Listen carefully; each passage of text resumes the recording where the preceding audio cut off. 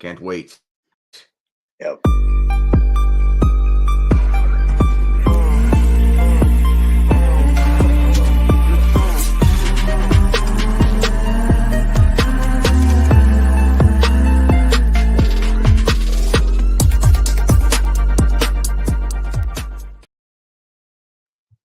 Hello, everyone. I am Alec Nava, Shady Sports Network, introducing the Canton Mallards of the new Union Hockey League, abbreviated the UHL.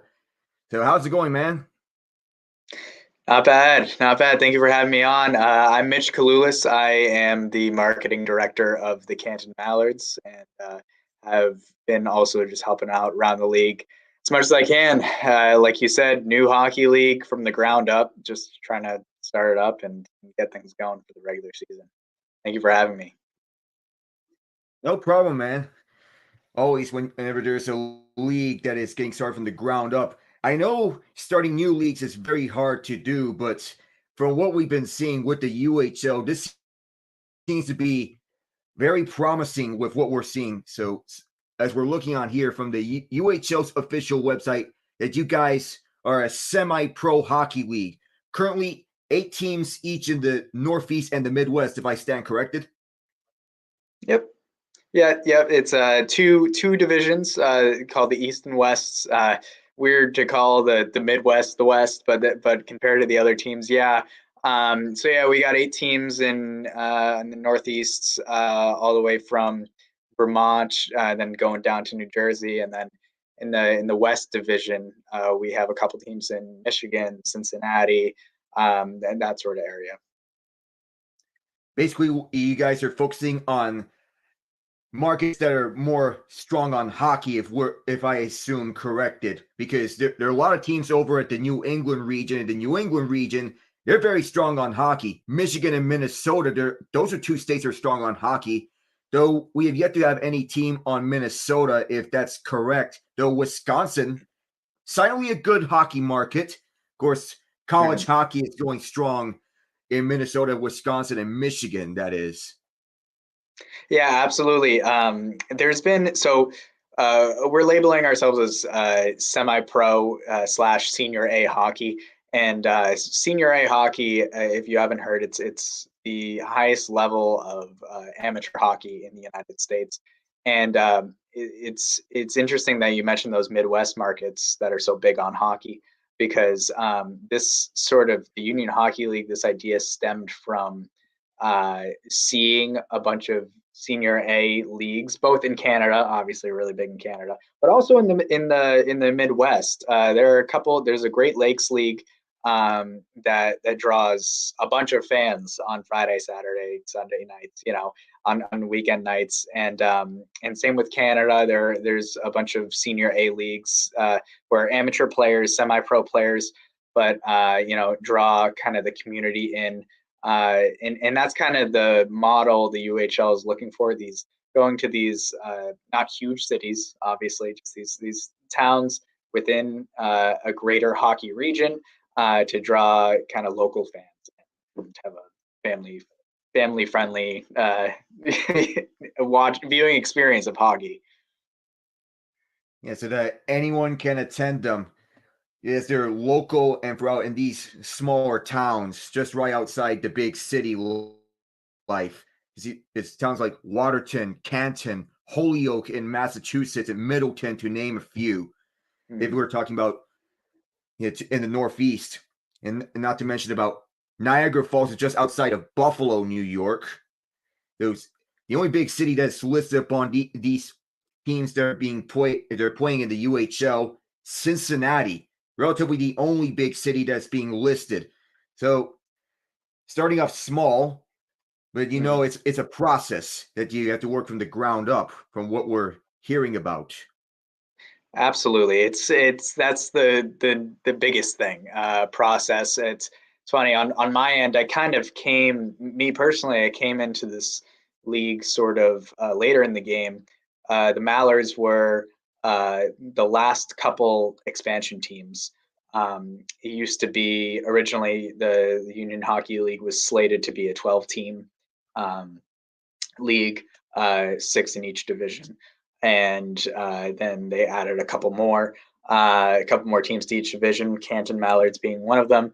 And it was interesting. I came in around October, and it was interesting. They've been working on um, setting up this league since last year, and then there have been teams who have been working on setting up teams since like you know July, right? So everyone kind of had a head start, but even still, right? Even with the feeling of being behind, I still felt like everyone was kind of on the same page of like, hey, like none of this is going to happen unless we all work together. None of this is going to happen unless we got to dig in. So we've been working on it together with just getting ice times, just getting buzz out. This part of this, getting buzz out. Sponsorships, all that stuff. Even players. Just looking to get as many players in as possible, just to skate with us, just to see who we are. So as we speak on the players, from what the UHL official site says, that you guys believe that the players on the ice will have more of a say in what happens in the league, not only representing themselves, but with their fair share of profits on the teams that they play for. Mm-hmm.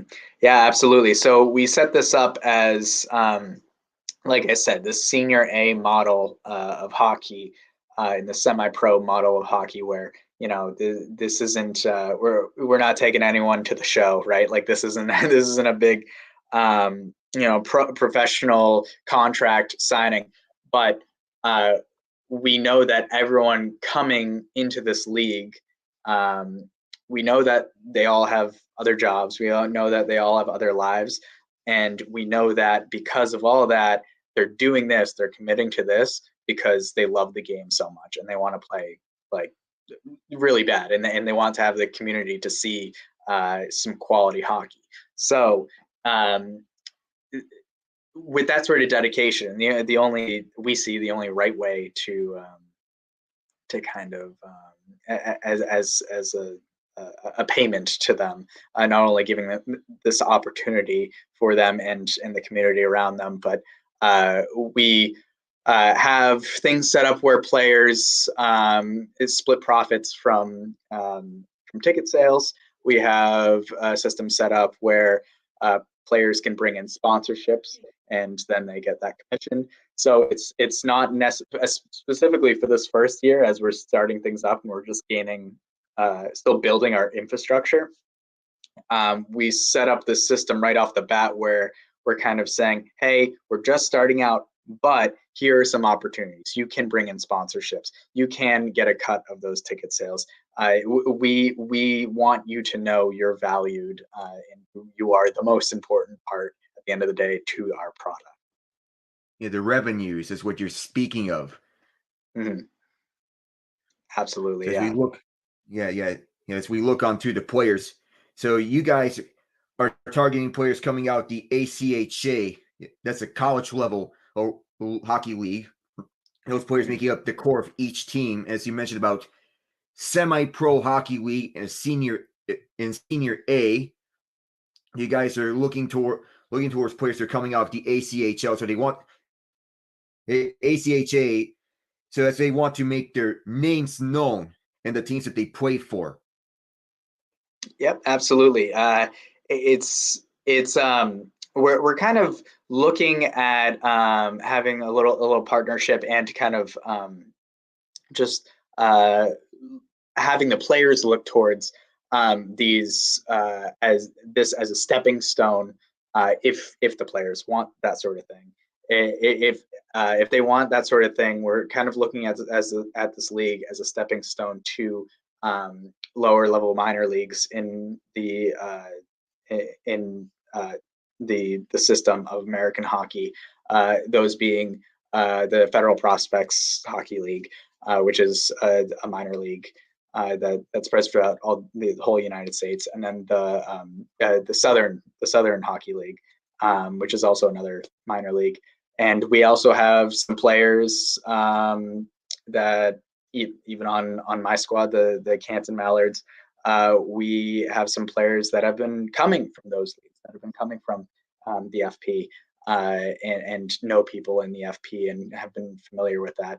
So it's, players kind of in that bracket right after college, that are looking for the next step, and maybe a stepping stone into minor leagues. It is people who maybe are looking for the next step after junior hockey, like the tier 1, tier 2, tier 3 system in the United States for junior hockey for juniors.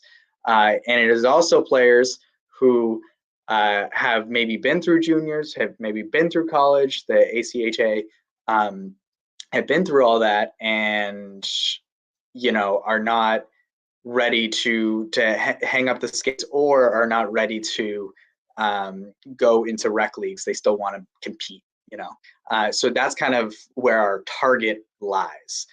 And it's interesting because the Mallards have two announced players that we signed.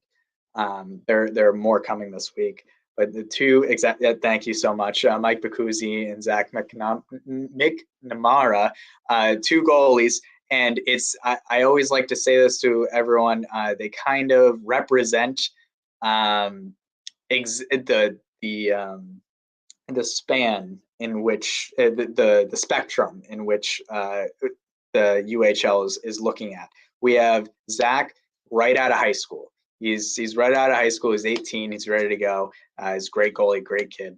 And then Mike Bacuzzi says previous team Bishop Fenwick, which is a high school.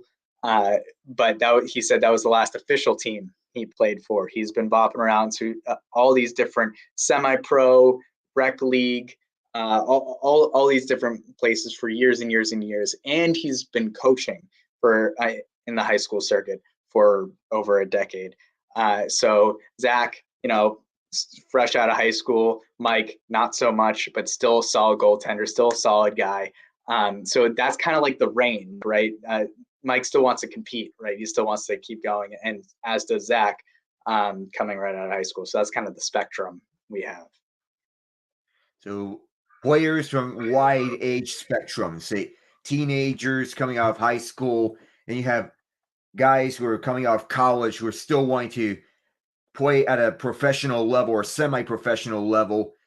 And then you mentioned about Mike, who coaches at high school level, and he's still looking to compete at any level possible here in this UHL. And with your schedule and with the schedule that the UHL is providing, if what you mentioned previously about taking into account the lives that each one of these players have outside of hockey, that this schedule is benefiting them to make sure that they, what's the term again? Just making sure they, so that making sure that we treat them like we respect their time. They are senior hockey players. They're senior A hockey players. They're not professional.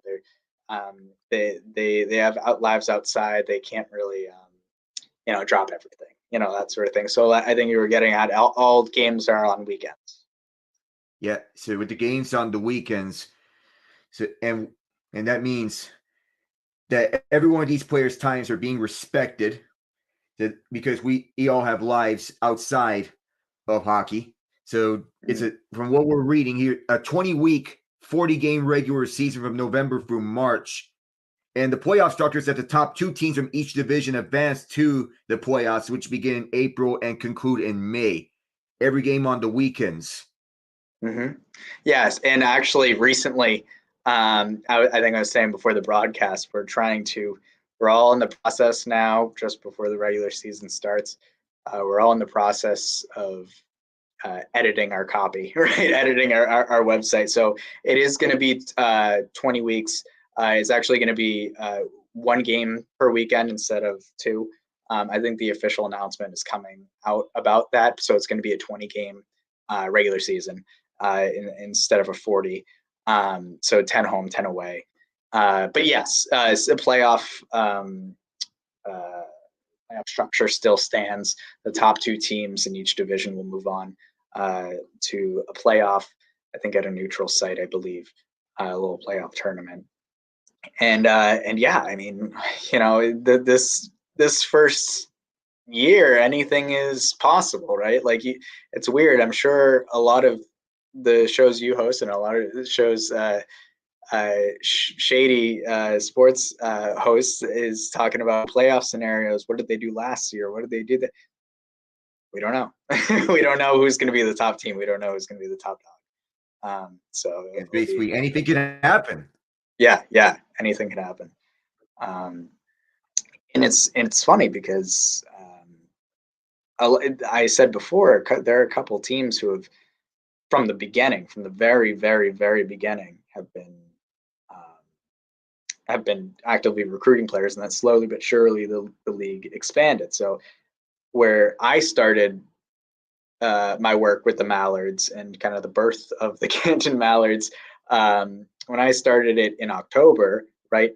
Meanwhile, the Boston Gold Kings, who were Watertown, based out of Watertown, Mass, um, they've been actively practicing. They got a team, together and ready to go, and still kind of like building that.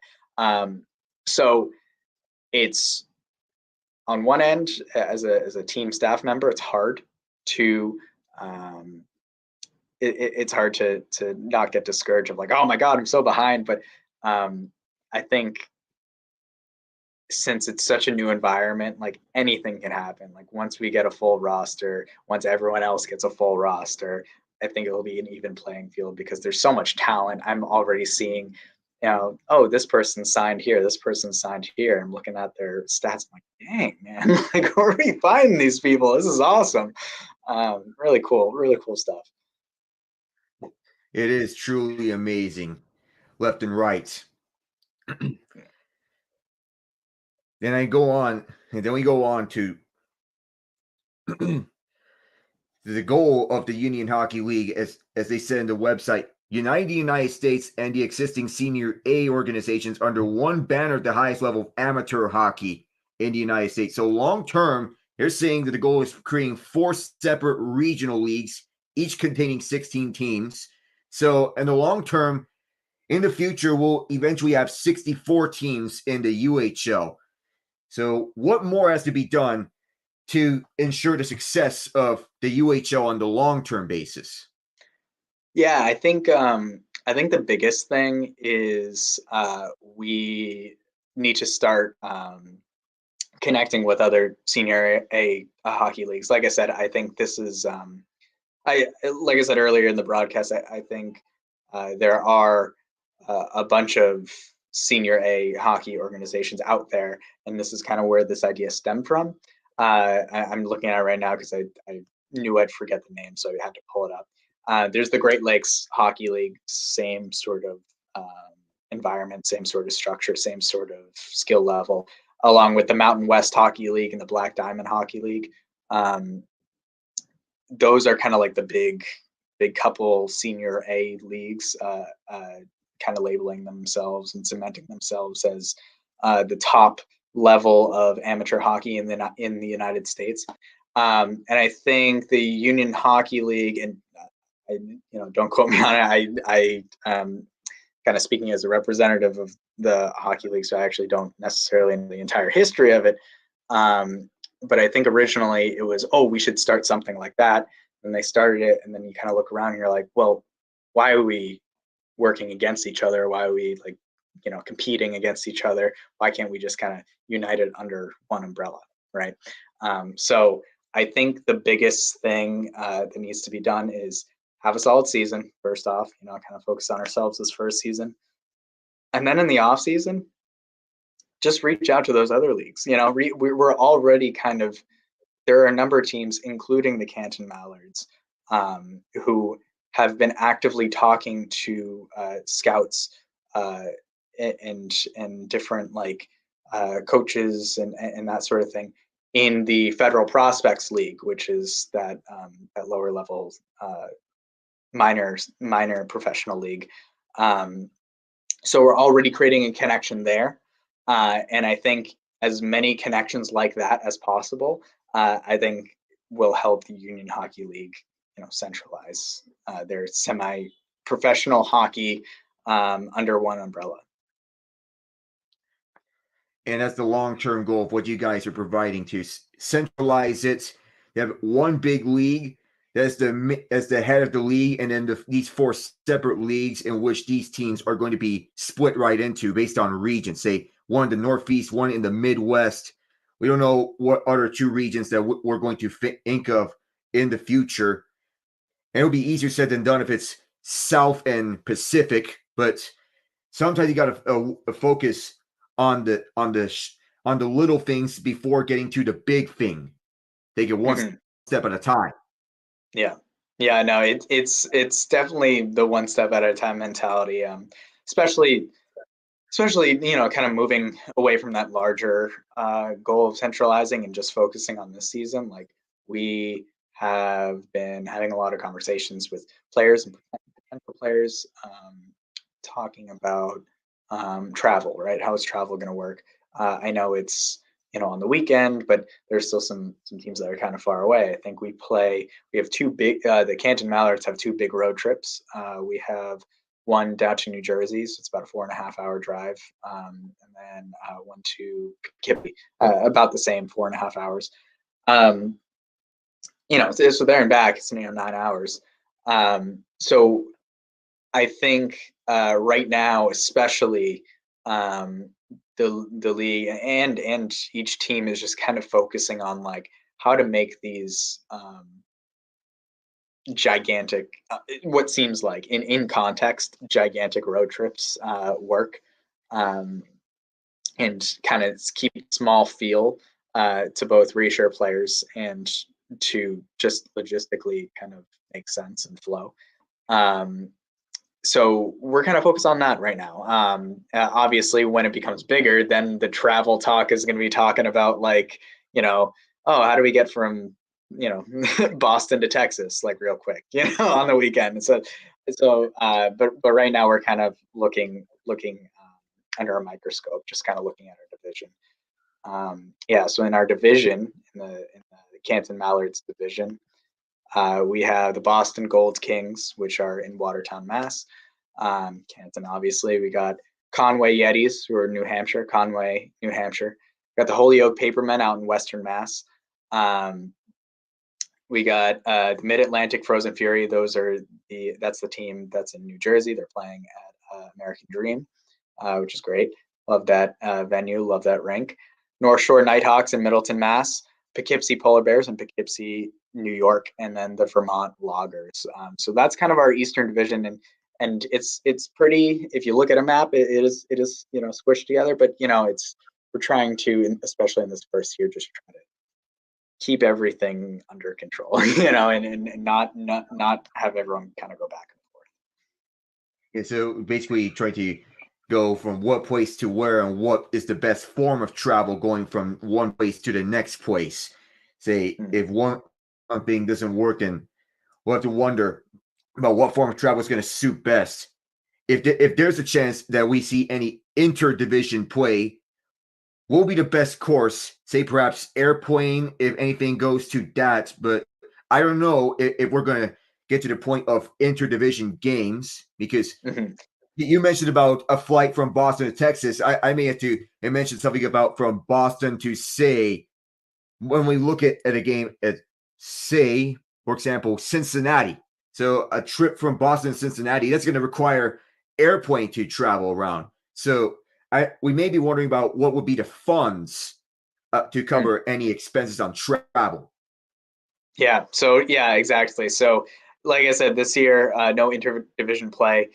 We are having playoffs at a neutral site to kind of amend that. I think like right smack dab in the middle, which hasn't been announced yet, but I think that is the plan going forward. And hopefully you'll see the Mallards there in the playoffs. So yeah, so in terms of funds, every team has a president, and they got a marketing salesperson, and then they got a GM and coach. Right, we're starting small, so that's our staff, and that staff, more or less, is in charge of going out and sponsors.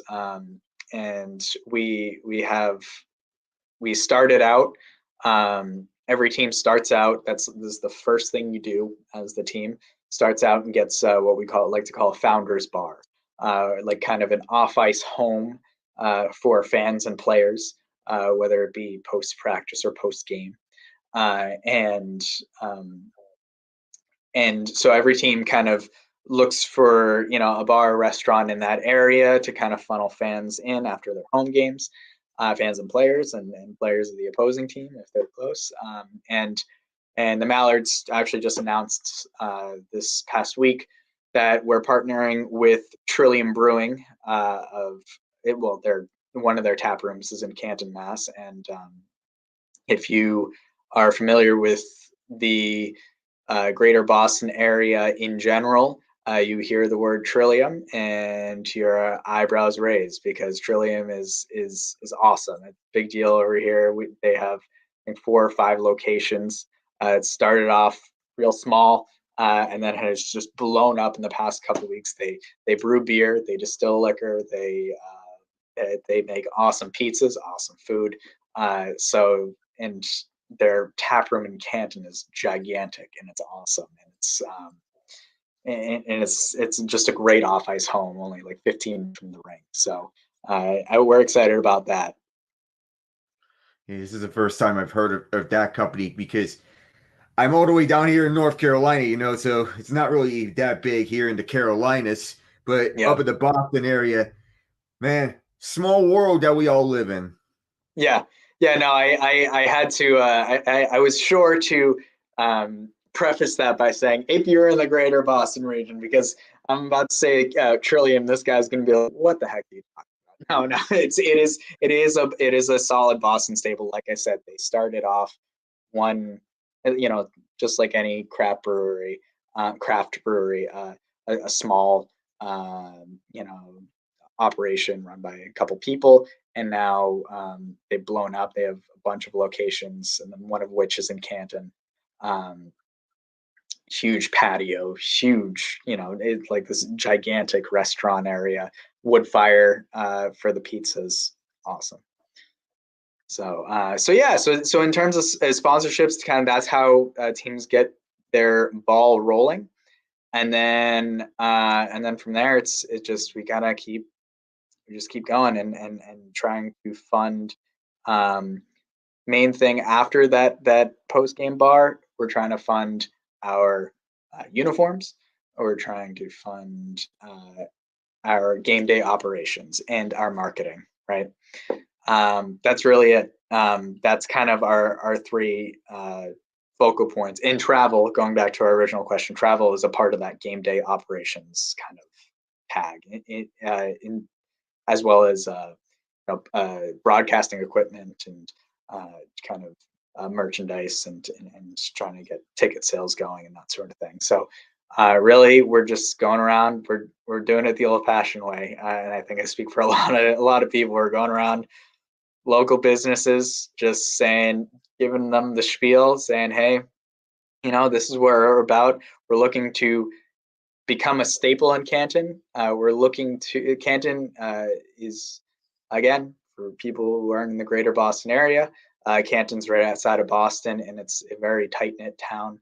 And they have a lot of community events, and we just want to be a part of it. We just want to be another one of those community events. So we really hope that businesses in Canton and surrounding areas support us in that endeavor.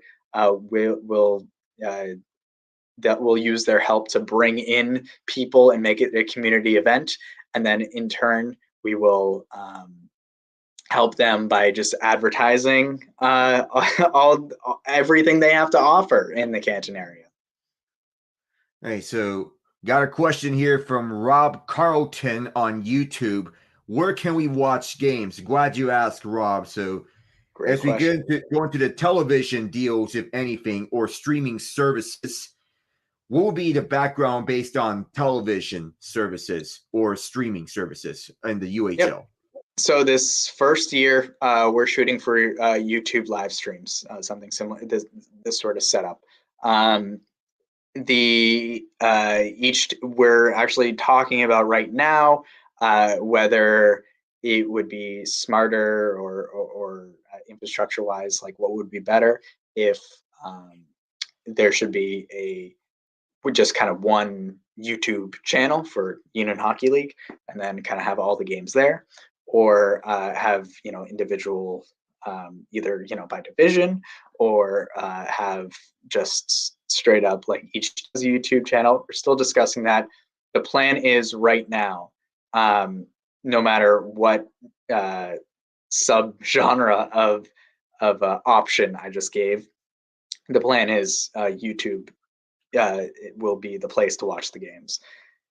And I actually just give myself a pat on the back. I came into this world, kind of this hockey world, as a play-by-play announcer. I work with the Eastern Hockey League, which is a junior tier 3 junior hockey league, and I do their games on Flow Hockey. And since I had that background, I'm taking it upon myself to do all the Mallards home games. So once the YouTube has dropped, look for that, and you'll hear me announcing the Canton Mallards on YouTube. Hey, from one play-by-play man to another, I'm excited about that as well. Yeah, it's great. I'm excited. It's gonna be great. It's gonna be, it's gonna be real interesting going from juniors to a little more, little level up, maybe a little more physical. I know there are a couple of guys, no specific team. I've heard things, who are like they saw adult league with full contact and fighting. Yeah, they really want to kind of get into the true spirit of hockey. So it'll be good. It'll be good. It'll be a crowd pleaser for sure. It definitely will. Knowing about our love for the sport and how much we enjoy watching ice hockey, no matter if it is in front of a television screen or if it is on the live action right in the arena, always so exciting to watch. When we speak Mm-hmm. of everything that is going on the ice, what would you describe as the strengths of your team's players or coaches?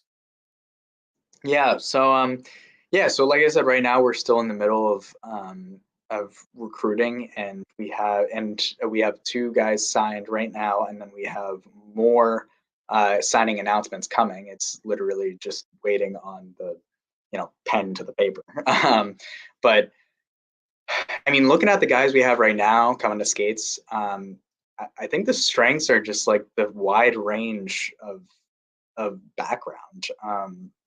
I mentioned before in our chat, like just the 2 differences between Zach and Mike are 2 goalies.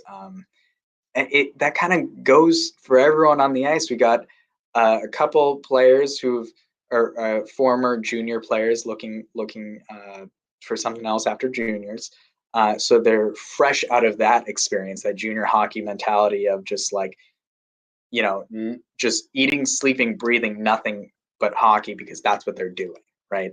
And then we have a guy who we're talking to who is from the FP, for the Federal Prospects League, and same thing. He has that mentality of eating, sleeping, breathing hockey, but on an even more intense level, because that's a pro league. He was getting paid for that, and that was his livelihood, right?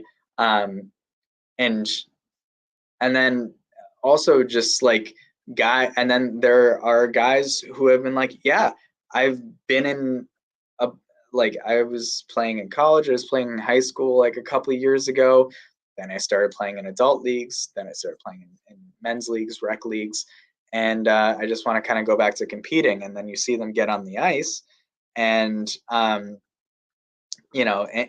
that to yourself you think, okay, they haven't played like very hard, very competitively, just kind of for fun. But then when you ask them to compete, they do, right? So then you have guys who don't eat, sleep, breathe hockey, but then when they get on the ice, they like a switch clicks, and they're like, oh, thank God, this is my outlet to like go hard, and they do, right? And they have solid practice, solid skate, and they go hard. So just a wide range of people and wide range of skills. And then we got our coach. We got Coach Rick LeBlanc, who's actually a family friend of mine, and that's how we found it. And him and he has been he's a former high school coach, has been a high school coach for a decade and a half, and then he was kind of out of the hockey loop for a couple of years, and you're just looking for something to get back into it. And again, it's that same thing where it's like finally like some opportunity to get back into it, right? And he's just a well-rounded like hockey brain, and he was just looking for an outlet to have that well-rounded hockey brain displayed, and here it is. So he's ready to. He's super ready. He's super excited To have the ability to play on both sides of the ice, say to get all those chances over the offensive and then to get back and defend right back at the end of one offensive zone possession on defense. You want to emphasize guys that can play a 200-foot game. Mm-hmm. Mm-hmm. Yep, and with that, right? I've been to a couple skates now, and I think one of the big things, at least, what I look for, just as a just as a hockey brain, let alone like trying to recruit anyone, is I'm looking for that speed. You don't have to get there all the time, but like you said, when it's a foot race to the puck all the way across, in the other end, you got to get there, and you got to want to get there. And these past couple skates have been casual, just because we're still in the process of recruiting, right? But like I said, when I guess I'll keep using this analogy, when that switch clicks, and I see these guys skate hard, skate fast, that's a I love that. That's a great sign for me, and to me that means that when it comes time, when we do have that full roster and it is time to actually like, all right, we're doing this. Regular season's in a couple weeks. We're practicing. That tells me they will. So it's gonna be great. That gives the promise on for the future about all the games in which they're going to be showing out their skills, what they're capable of, and playing hard, which is what every player wants to do onto the ice. Though I want to get to another point, when there is conflict onto the ice, whether it be during a regular season game or anything else, how would players or coaches resolve said conflict on the ice? Yeah, so we do have a bullet point in our bylaws, right? That in the bullet point is there to kind of separate us from other like men's leagues, adult leagues. It is full contact. There is fighting. Fighting is a 5-minute major. We're kind of going off of the ECHL's rule book, but it is. There have been talks around the league, or guys who've been to a couple skates with the Watertown team or the Middleton team or what have you, and have been just talking about the league atmosphere in general, where they're bringing this real slap shot mentality, this real you know this real old school hockey mentality, where we have the goons, where we have the enforcers, where we have every team needs to have those. And personally, I love it. It sets those goons and those enforcers, and then the guys who could play hard, and then the guys who could play hard and then also be goons and enforcers. Like that is that's exactly what makes hockey unique, right? It's this, everyone's on the ice just fighting for themselves because it just goes so fast, right? So, and that's just what makes hockey unique. There's that edge element to it, and people are ready to embrace that. And since the UHL is also embracing that, then that's kind of how people are coming in, just ready to do that. Yeah. I'd love to see it with the hardworking mentality of everyone, and then you have the goons. They're stepping up, standing up for their teammates whenever something goes ugly between them. Though we'll talk more into this and take it another step further. Just when we get right back from a word from our sponsor. So yeah, a word from our sponsor. I'm just being myself, cool as can be. When I'm being myself, you wish you were me. It's so easy. Get out your own way. It's just so easy.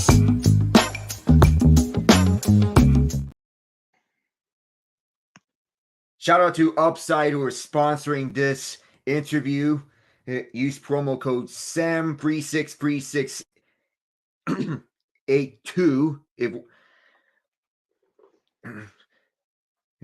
if you're using Upside for the first time.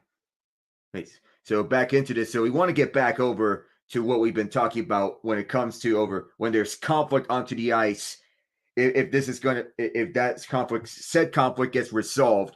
But I want to take it up a notch here. If there's a player's input into creating a code of discipline, say, for example, don't take things too far and don't get everything that is all hell breaks loose all of a sudden.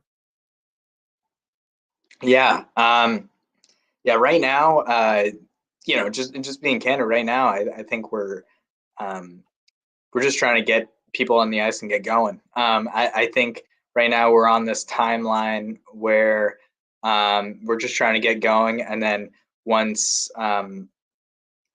we're a couple weeks away from the regular season, that will be the focus, right?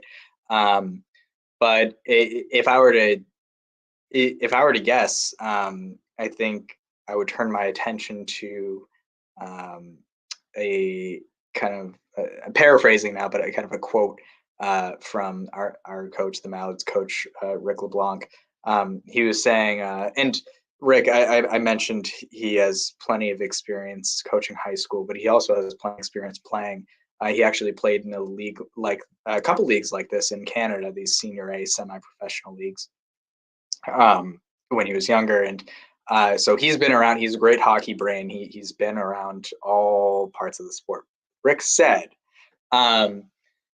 he said, when there is a league like this, right? When there's a league where the rules are, fighting's allowed, full contact's allowed, get rough, let's do it. When that's kind of the MO for the league, you'd be surprised how little stuff gets out of hand. You would think it would be the opposite, but no, because if things are getting out of, if someone is, hitting someone in the nuts, right, with their stick, like if someone is doing what Shorzy is doing, right, we're all familiar.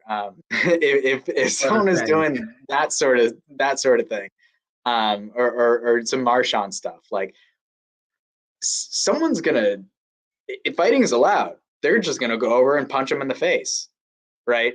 They're not gonna do that, right? So I think it's kind of it's a hockey player code of conduct.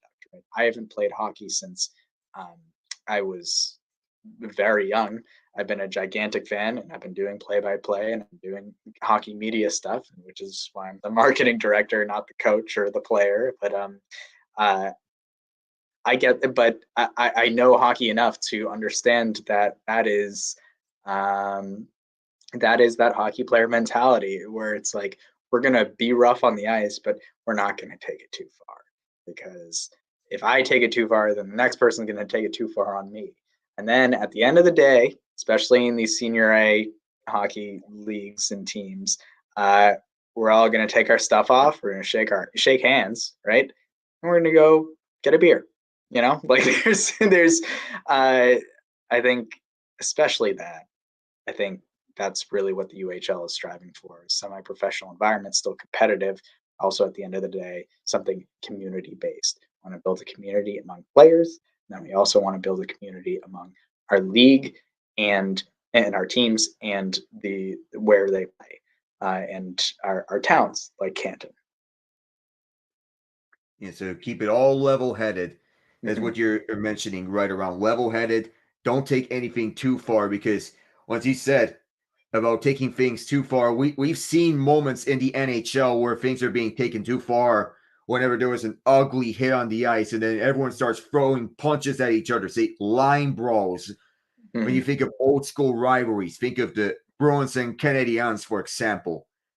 That was perhaps the most historic of them. Oh yeah, and I see you're wearing a Bruins hat. So I take it as if you're a Bruins fan. Yeah, born and raised. Yeah. So the goal here is to keep it all level headed. Yes, absolutely. And yeah, and like I said, it's just even further out than that. We're a new league. We're just getting things started, and the more support, the better. You know, follow not only the Canton Mallards Instagram, Facebook, not only our Instagram, Facebook, but follow everyone. We got 16 teams. We got a bunch of people. Like I've said, I'm the marketing director of the Canton Mallards, so I'm more kind of in tune on that end of things. Um, so I know a lot of the other marketing directors, the other sales directors in the league who have been doing fantastic work. Just it, just the Boston Gold Kings doing awesome. They just dropped a merch store if you want to get Boston Gold Kings merch. Canton Mallards have merch coming out. Um, North Shore Nighthawks have been doing awesome things on social media. Niagara Falls Buffaloes killing it on social media. The Pittsburgh team, the River Monsters, uh, they have their own TikTok. So if you're into that sort of thing, like check those out. Like it's everyone's just trying to get some buzz around their team and some buzz around this league. It's really exciting. It really is. Promoting their content and promoting their team so they get more and more attention. Nice work from everyone around the UHL in promoting their brand. And when you get back to the players onto the ice, what would be their feelings that they have regarding the mental preparation in the game of ice hockey? So I want to get more on the mental side. So we covered the physical side, but I want to get more into the mental side of things. Sure. Yeah. I think I don't know. I think it's just all trusting your teammates, especially in a league like this, where again, it's once a week. The games are once a week, and we're semi-professional, so we know you have lives. So it's not a crazy intense uh, like practice schedule, right? We have uh, we're gonna each team will have as many practices as times they're available to get on ice, right? So it's not going to be that intense and crazy. So then it really boils down to you looking around in the locker room like we've already done introductions. We've skated together a couple times. Like I know all of you can play. I understand that.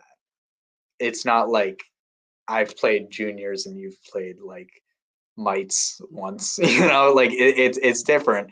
um it like we all know how to play, and I may not have been practicing with you 5 times a week, and we may not have an 82 game schedule, so I know you like the back of my hand, but I trust you because you're my teammate, and we're looking to compete at this higher level.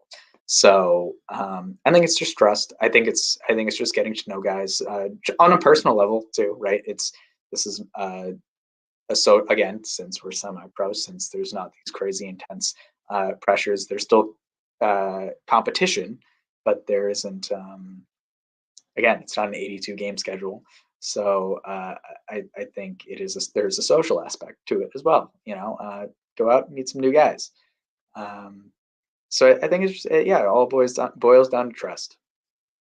Yeah, trust in each other, building that chemistry with one another, and getting to know each other more. Mhm. Mhm. Yeah. I want to emphasize this on hockey because this may be a recent topic around through the sport, considering that we have seen several of these throughout, but there is an obvious risk when it comes to hockey that they're all skating around at high speeds with skate blades right attached to that at any time from one hitting sequence can result in an accidental cutting of someone's part of the skins, and it's talked about throughout player safety between what has recently transpired over at the UK and then several of these skateboard incidents over in the past few months in the NHL between Morgan Barron, Jordan Eberle, most recently, Jacob Lacko, and going right back and then way back between Richard Zednik and Braden Shen. So, is there an emphasis on any safety guards on any part of the human body during the game of ice hockey? Say, for example, neck guards is what they're considering. Yeah, I think the neck guard conversation is a important conversation that the entire hockey world is having, not just the NHL. And I think NHL has more of an infrastructure to enforce such things, whereas smaller leagues and especially newer leagues like ours are just trying to get out there and play. So I, in terms of like a requirement or enforcement, I'm not sure about that. But just as always, and no matter what league you're in, player safety should be the number one priority. I know I mentioned the goon. I know I mentioned the enforcers, but at the end of the day, I also, in that same sentence, I did mention that all of that is part of the hockey culture. And in that hockey culture, in that hockey code of conduct, there's a gigantic asterisk saying, don't be an idiot on the ice. So in terms of intentional stuff, right? Accidental stuff that happens, but the game has evolved so much that the accidental stuff is becoming even more and more accidental, which sounds weird to say that's good in this sort of context of conversation, but that is good. So it's player safety in any sport is always a priority, and if it's not, you can tell by their product because it's bad. So that is a close watch when it comes to player safety to see that everyone, and I mean everyone in each league is safe, no harm being done. And you mentioned about the accidents, about the emphasis on mitigating as much accidents as possible. And to say such, the steps being taken to prevent these sort of on ice incidents and accidents from happening. Mm, absolutely. Yeah. Yeah. Yeah. And, it's like, it's like any sport. There are risks you take, the more competitive you get.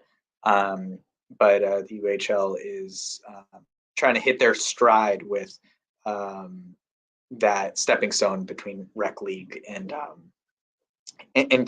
competitive league. And I think that will translate well in terms of player safety because you want to lay it all out all on the line, but you also know that literally every single person on the ice has to get up Monday morning. You know what I mean?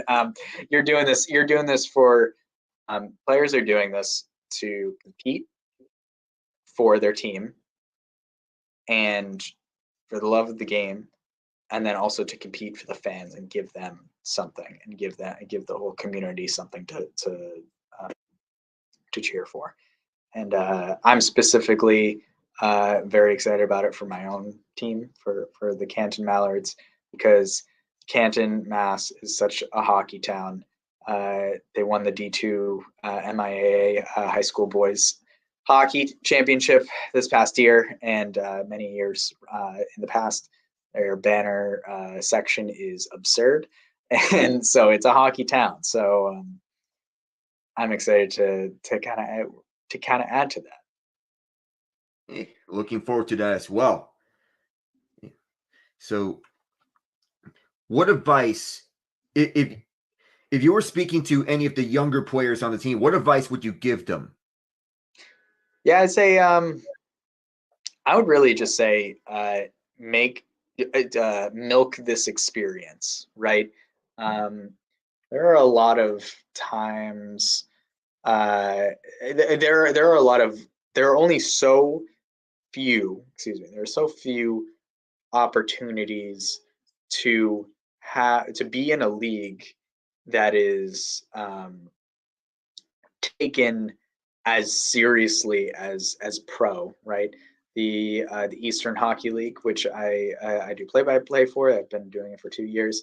They're a tier three junior league in the Northeast. They do an excellent job raising the stakes of on their product, meaning players come in and they feel like they're in the show because we got podcasts about it. We broadcast on Flow Hockey. We do off ice interviews, and they're competing hard for their team. And then on top of all that, they're there for junior hockey, meaning they're there to commit to a college program. That's how I see the UHL and these other senior A leagues and these other smaller minor league opportunities where this is a platform and there's only like I just named like 10, right? Like, but that's it, right? In the country, there's very limited space on these very small platforms to compete hard,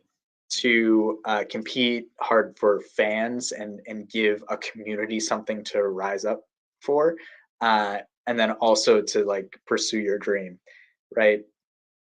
So few opportunities, so you might as well milk it and act like this is it. This is the show. I made it. Let's get fans in here. Let's do off ice interviews. Let's broadcast it on YouTube. Let's get sponsors in here. Why not? Right? Treat it like this is the NHL. Like this is your NHL now. This season.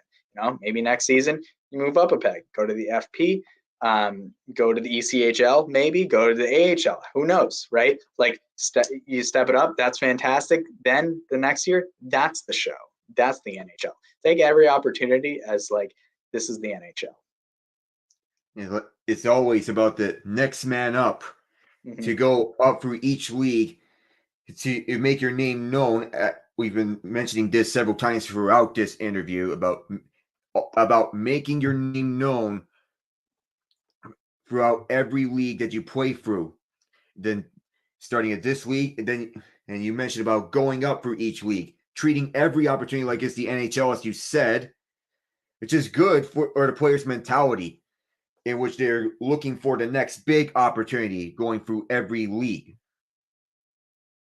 Absolutely, yeah, and it also just it also helps accessibility in terms of accessibility of viewing the sport. I come from a background in theater. I am also an actor and director.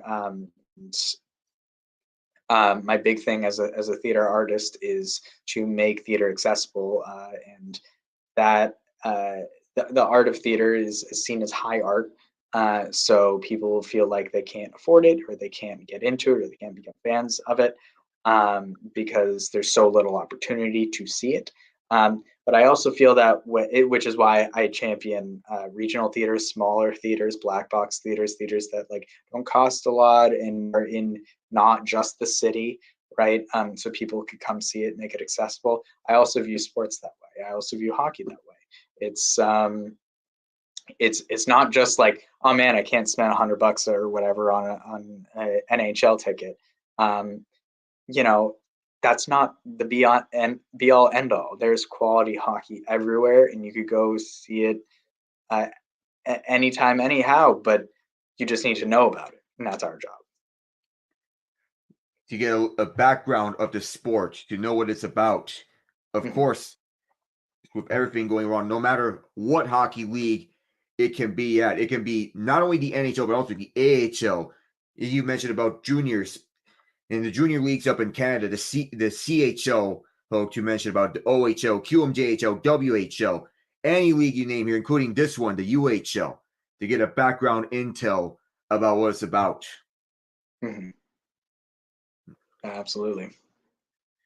So just as we're wrapping up this interview, do you have any final comments here before we wrap this up? No, I think the only thing is just follow the Union Hockey League on all socials. Follow every single team on all socials, right? And just buckle up and go for the ride. I know we at the Shady Sports Network, we've been talking about this interview for like 3 weeks or something, just setting it up and all that. And it's funny because within those 3 weeks, like when I first contacted you folks, I was just starting to get things going. We had no sponsorships. We were like a day out from our first ever skate, and now only 3 weeks later, we got a regular season schedule done, finalized. We got a couple players signed officially, and then like more signing announcements coming. And then we have our first sponsor and working on more sponsors. And things are slowly picking up. So things pick up rapidly. I know a month ago, I saw some haters on the UHL. A lot of people saying, this isn't going to happen. It's pretty close to happening. It's like a lot of teams have rosters that are filling up. A lot of teams have schedules finalized. A lot of teams have a lot of sponsors coming in. Be on the lookout. Watch us on YouTube. Look out on socials. Do what you can. If you're in the Canton area, or if you want to make the Canton Mallards your team, just want to shout us out. We have a weekly newsletter, and we have this kind of contest going. Anyone who subscribes before December 1st will be entered in a raffle for a gift card to a local bakery. So if you're in the area, or if you're not and you maybe want to use that gift card to order something or something like that, or if you just want to subscribe, feel free to subscribe. It's all Mallards content all the time. Weekly newsletter. It's cantonmallards.substack.com.